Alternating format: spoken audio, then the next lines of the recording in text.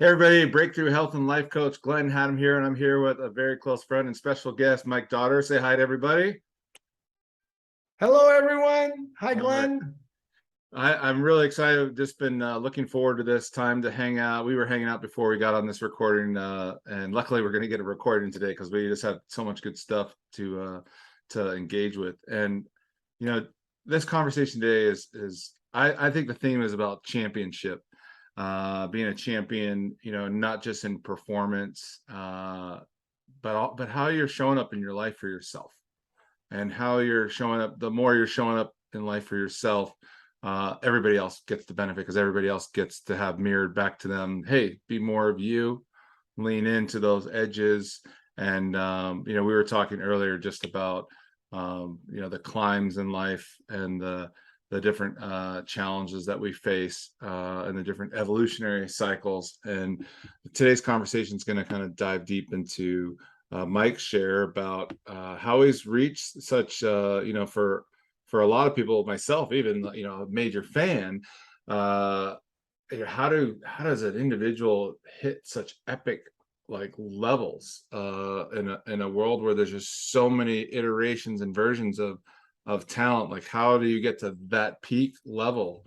So what I'd love to do is, maybe just share just a little bit about, what you've done maybe in the sports world. You've lived a pretty extraordinary career, but there's just so much more to you and the things that you're up to in business and in relationships. There's just a lot of really great lessons we'll get into, but maybe just a brief share about some of the accolades. We could do a little brief round of accolades, and then we're going to shoot back in time and kind of talk about some of the things that have led up to that and some of the lessons we can mine from this in today's conversation.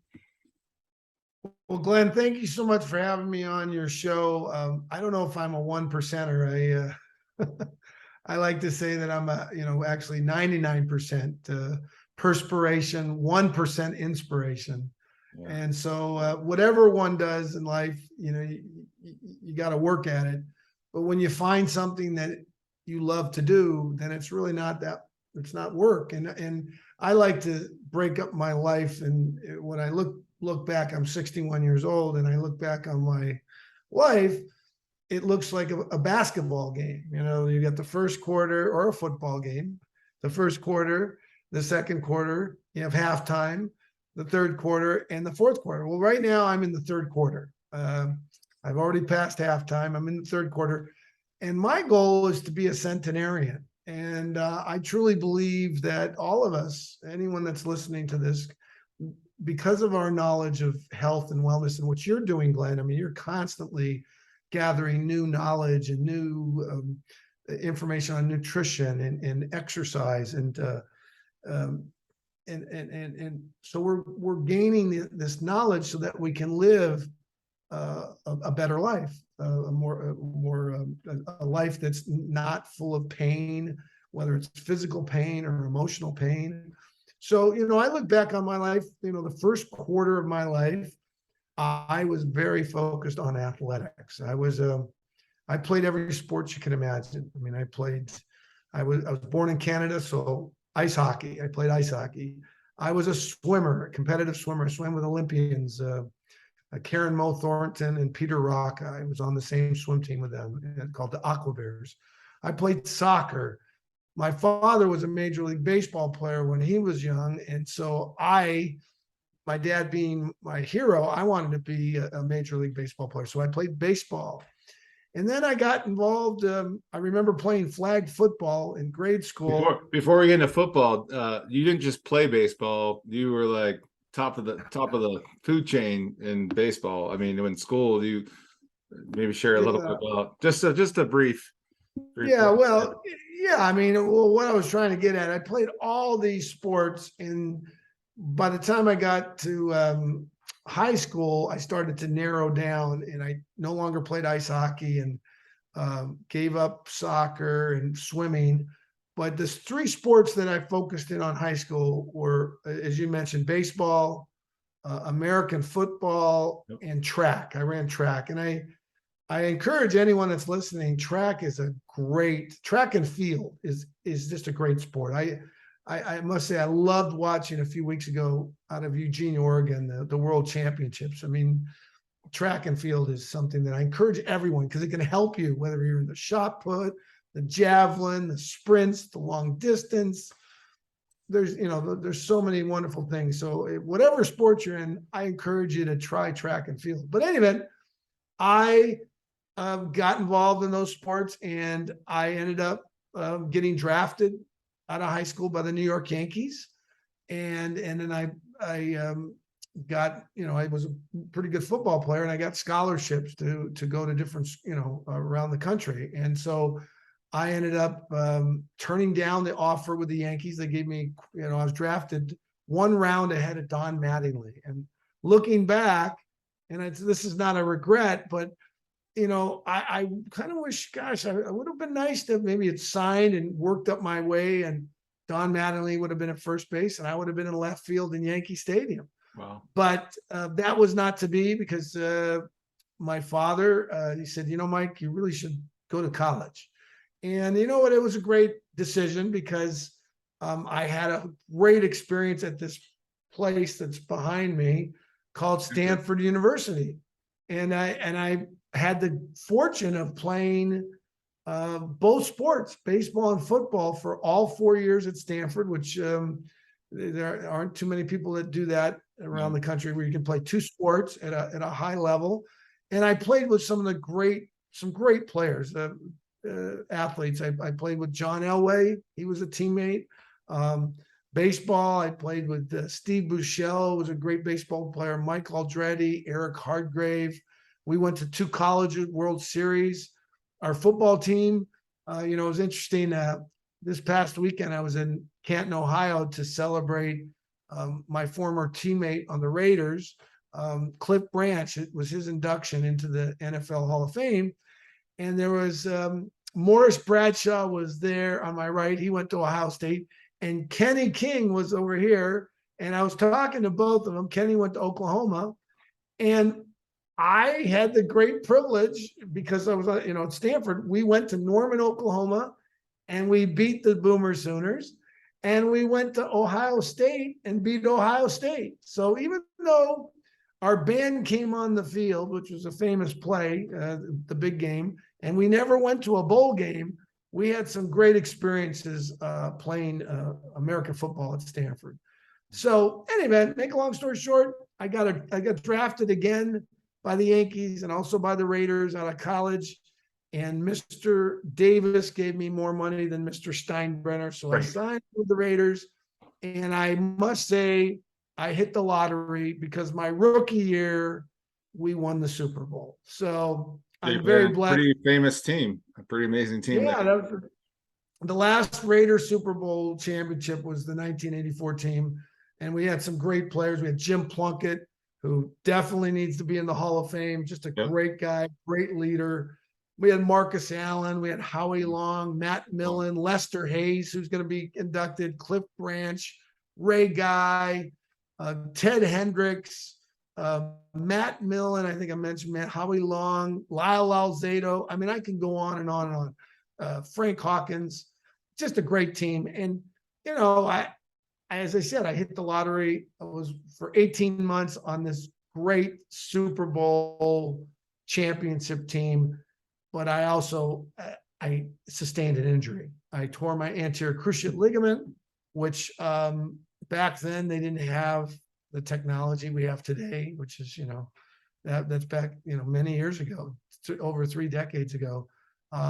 So I had to get on with my life, and I wasn't going to go back into baseball because my shoulder, I'd blown this shoulder out in college, and American football basically kind of beat me up. So baseball, people say, why didn't you go back and play baseball? Well, the body just wasn't functioning the way it was when I was 18 years old.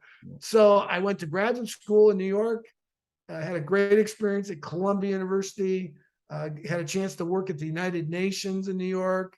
Then I got married, and we traveled around the world, which was wonderful. Ended up in London, England. And at the age of 30, I finished a 1-year program at the London School of Economics. And my wife at the time said, it's time for you to get a real job.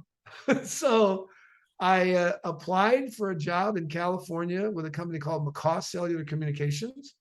And that was my first entry. So this was, so again, remember I said, you look at, I look at life as quarters, you know, in football. The first quarter was sports. The second quarter was, oh, let's get into the real world. Not, you know, sports Now, is what was that entertainment. like coming from like the rock star lifestyle you've been living to now you're like into the world of Well, a career it now? was very, it was very difficult to do that because in order to get to that level athletically, you have to be myopic. You have to really focus, and then all of a sudden it's over with, and now you got to open your eyes and say, okay, one of the key concepts for many athletes to get to the highest level is financial literacy. Well, frankly, I was not financially literate. And if it weren't for my wife at the time, I would have been lost. And actually, that happened. You know, I think after we broke up, which was 16 years after we got, you know, we got married and we did a lot of wonderful things. And then after 16 years, it was okay, Mike. Now you need to focus on your own financial situation. And that was very challenging, and it remains challenging. But the last, you know, in this third quarter that I've been in, I've learned a lot. I mean, the second quarter was the real world working. The third quarter is trying to learn from my mistakes Right. and applying those things that I've learned so that I can be a better human being. I can leave the planet a better place than when I came in. So I'm excited about the future because my goal, as I mentioned to you earlier, Glenn, I want to be a centenarian. So I'm 61 and I want to make it to 100. I really want to make it to 100 because, you know, one of my heroes, Dr. Martin Luther King, he lived to 30. He was assassinated at the age of 39. Think about the impact that Dr. King had on the world, on his message that, you know, I have a dream. And I have 39 years to go till you know, till I hit 100. So I would like to do something that impacts this world. You know, it might not have as great an impact as Dr. King, but I really want to make a difference in people's life. So I guess maybe the next question that begs the question, well, Mike, what have you learned? I mean, what have I learned that I can impart on other people? And I would say the most important thing for anyone out there, there's a famous Greek aphorism. If you really want to start your journey on the right path, or say the yellow brick road, the Greek aphorism is know thyself. And that's where, you know, when I said to you, Glenn, hey, have you ever taken the Myers-Briggs survey? Well, that's a personality survey that if you said to me 10 years ago, Mike, do you know about Myers-Briggs? I would have said, oh, is that a hot dog? Or, you know, Oscar Mayer Wiener? Yeah. So, There's a Briggs at the end of that. Well, I love what you're sharing, Mike. You know, just kind of reiterating that, like the first half of life, as I've discovered, is, you know, because I'm coming into 50. First half of life is a lot about building up this powerful identity, and there's all these rules to play by. And then all of a sudden, you get to the second half of life, you realize you built all those, you know, castles in sand, and they're all coming down. And now it's like, all right, I only got so many more Wednesdays left. What am I going to do? What's my impact going to be? You know, when I leave here, or what's my impact going to be, you know, as a living legacy? Like like my being here now, like how can I be of service? How can, you know, the wisdom I've mined from some hard earned lessons, how can I share that with the next generation, or even people, you know, laterally with me that maybe didn't have that, just like you're getting help in different areas of your life. There's a lot of folks like we can't have it all figured out. So it's like, how can we help each other? How can I help? How I've got some really potent, hard-earned lessons. So how can I help my fellow man, my fellow brothers and sisters? How can I be the keeper for them? It's not just yeah. about me. I got to take care of me. I got to be responsible for me. I always use the phrase with people. It's like, you got to be like the chocolate fountain in your life. You got to be like overflowing so people can come up and get a cup. You're there to be used up to the extent that people need your resources. And then you can go around with your cup and go over here and like, okay, versus, over pouring and getting out of balance and getting out of whack. So each of us has to be responsible, and kind of going back to like our health, our well-being, our vitality. It's like, you can't pass the buck. It's all, each of us, it's our personal responsibility to optimize. And when, we live in a society where it's like, how can I have a little bit of my toxicity, to celebrate, my hard work or discipline. And it's like, how can I optimize myself versus, and replace whatever is toxic from, everything's energy. So from food choices, people, environments that don't best suit me, to even music you listen to, the movies, the Netflix series you engage in. It's like, oh, this is a really dark show I'm into. What am I trying to live out here? Right. And as you say, what you put in your body, whether it's food or knowledge, information, you've got to really be discriminatory. I mean, where you're saying, hey, is this food that I'm eating going to make me feel better in the long run, not the short term? Because I have a guest that I'm going to bring on my show on the dot in a couple days. She's written a book on how sugar is such a, can have such a debilitating effect. Too much sugar in our body, everywhere you look. I took my uncle today to a bookstore, and he said, oh, guess what I got for you? Donuts. And I love donuts, and I did have one donut, but I tend to be a sugarholic. One donut leads to 2 donuts, to 3 donuts. And before you know it, I'm, the Pillsbury Doughboy. Yeah, you've known me for a couple decades now, and me, donuts are do nots.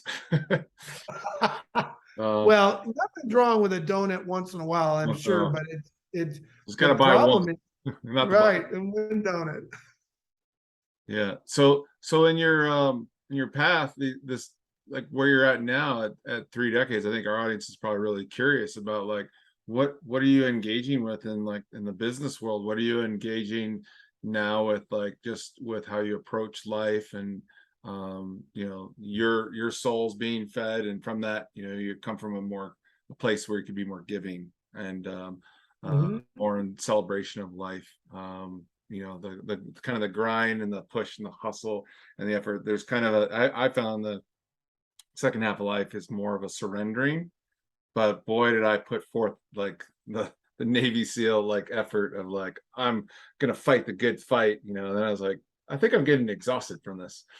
Like I gotta just kind of drop in, relax, and go with the flow. We talked earlier about kind of like how one goes with the flow. You speak a little bit to this in your kind of worldview and the long game versus the short game of inches in sports, right?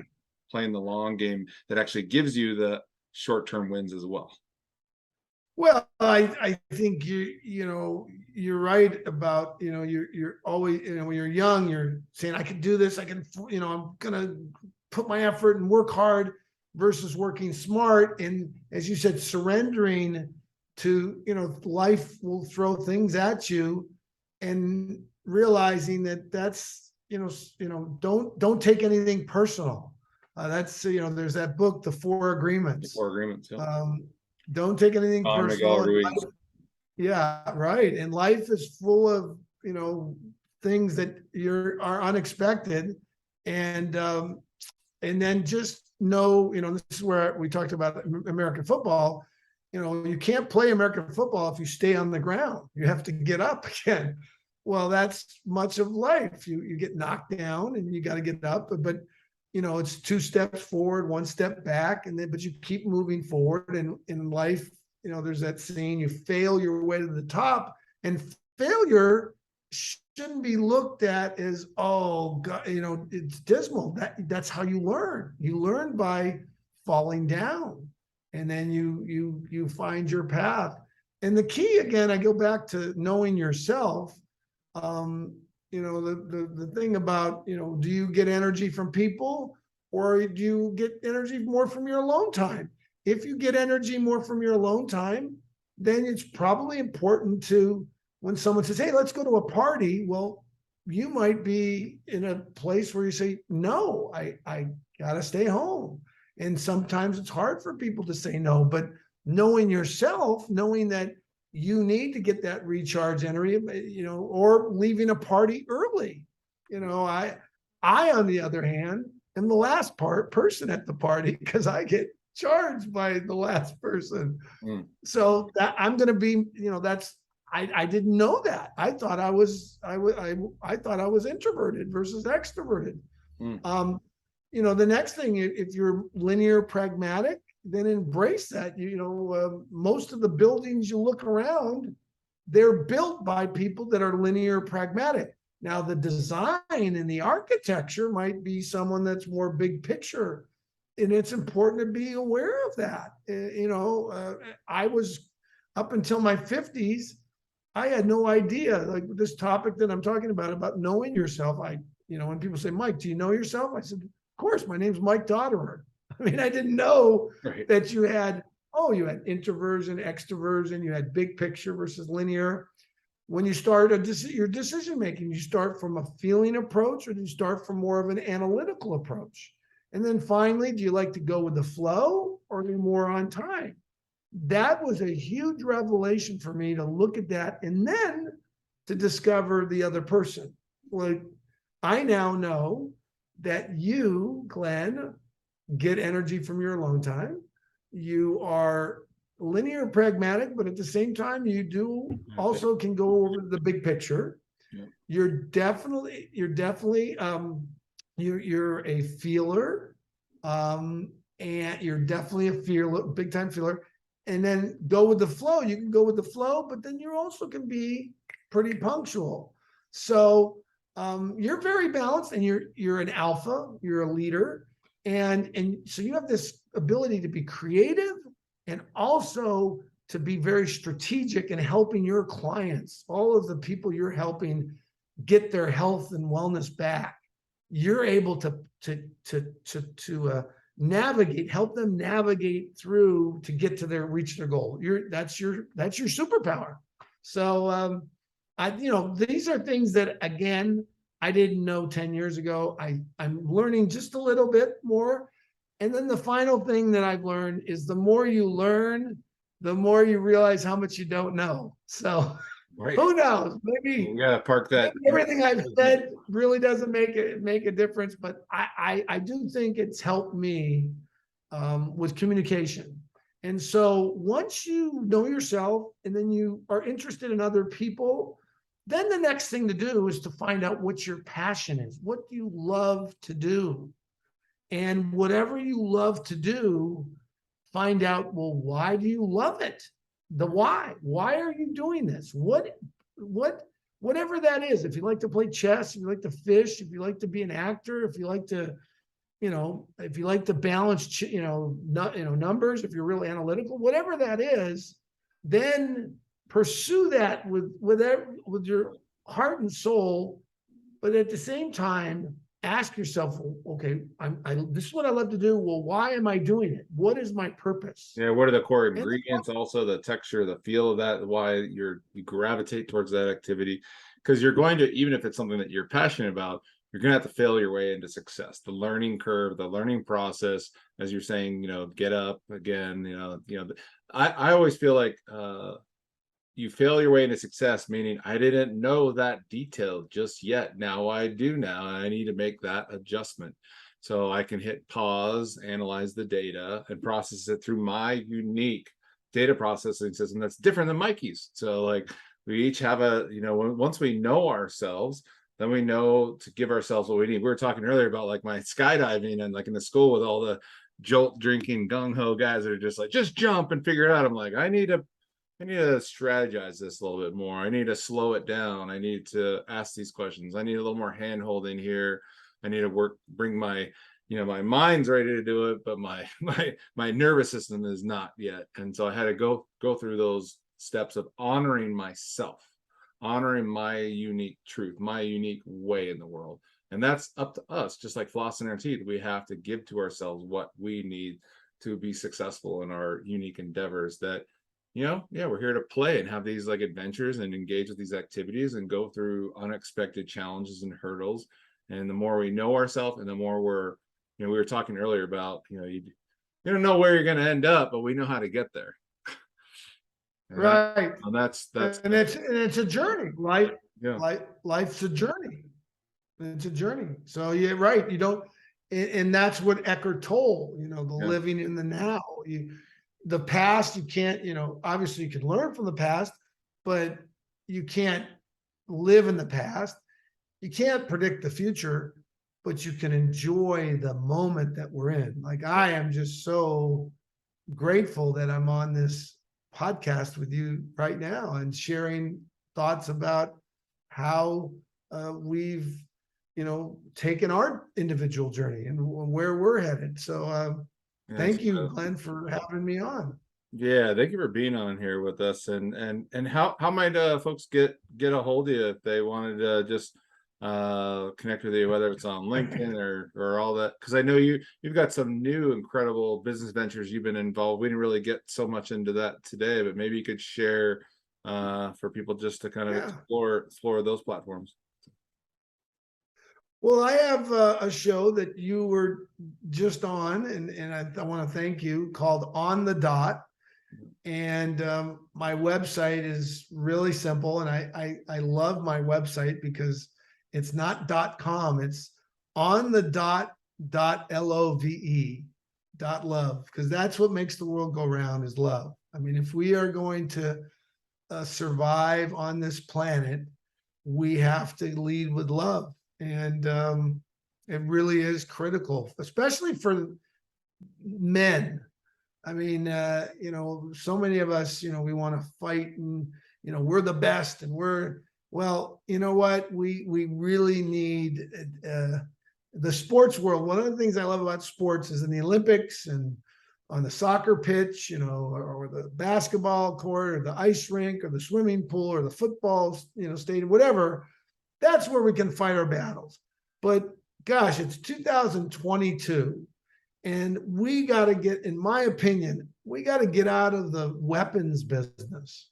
And what I mean by weapons business, that doesn't mean you can't carry a gun. I believe in the Second Amendment, but at the same time, to send bombs and arms to countries so that they can fight each other and people die, we've got to get away from that. We really do.